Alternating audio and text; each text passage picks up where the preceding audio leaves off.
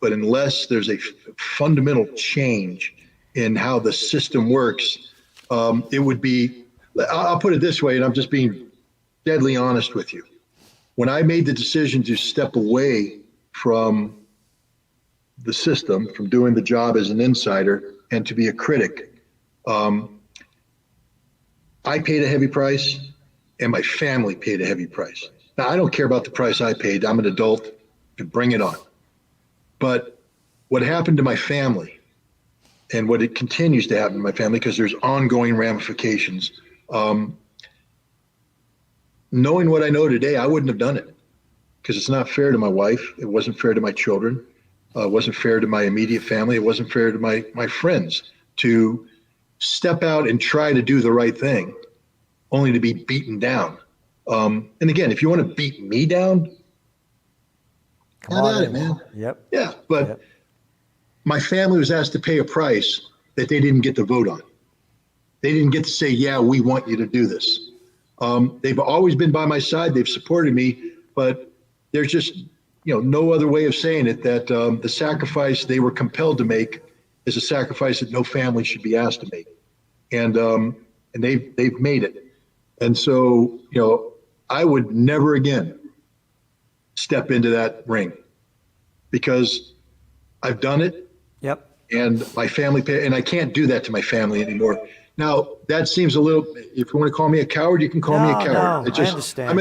I'm at the stage of my life where it's time for me to stop being selfish about what I believe in, even though I continue to talk out about this. I'm not afraid, but to become an active player, no, it's time for me to instead turn to my family and say, how can I help you? How can I take care of you? How can I promote your stuff? And, the lesson to be learned from this is maybe there's no hope for America.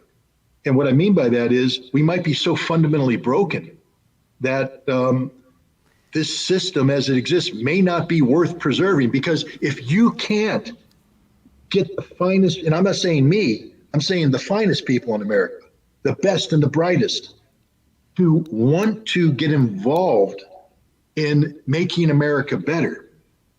And instead, when they do get involved, they get eaten up by a system that isn't designed to do the right thing. It's built to do the wrong thing. And in order to survive in the system, you have to make so many compromises that you become that which you originally wanted to transform. Yeah. How many people want to do that voluntarily? So most people who would be great people in terms of transformative government turn their backs on it, rightfully so, because it is a poison, broken cesspool that doesn't offer any viable off-ramp into decency. I mean, that's my very jaundiced assessment of America today. I agree with you. All you had to do was watch the Oscars. Right? By the way, although I'm a little old guy, I used to teach close combat for many years. Okay, yeah. And so I hear everything you're saying.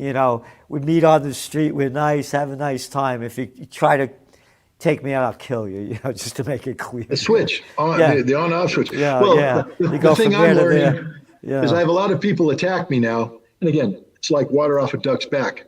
But my whole thing is, look, you want to attack me, 3 rounds in the ring, man. That's all I ask. 3 rounds in the ring. Yeah. If and then you view me as a bad guy, you got 3 rounds to beat me up. Yeah. But I got 3 rounds to beat you up too. But now what my wife is reminding me is I've passed the age of 60.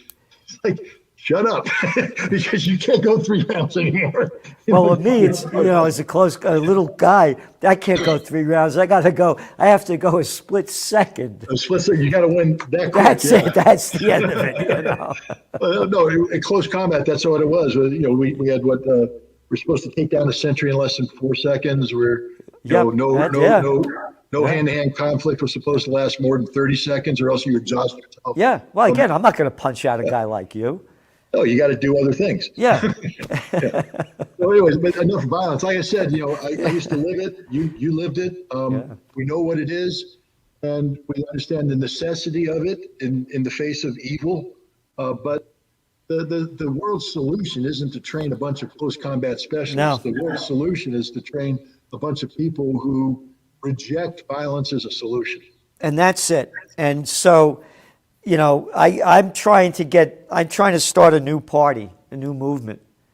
And, I'm thinking of who the people that could be the voices and the power of it. And you've done so much. Again, you changed my life. And by the way, I paid for it too. I had best-selling books, this Trends 2000, Trend Tracking, Trends 2000. And, in my magazine, I used to be on Oprah, The Today Show, Good Morning. I used to be on everybody. And I got blackballed when I said, it began when I said what would happen with the Afghan war.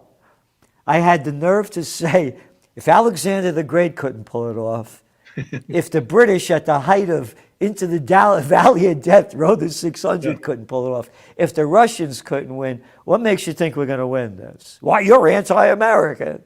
Yeah, And then with the Iraq War, I listened to you and learned a lot about it and started speaking out against it and writing about it. And I got blackballed from everybody. Yeah. So when you say about talking the price, I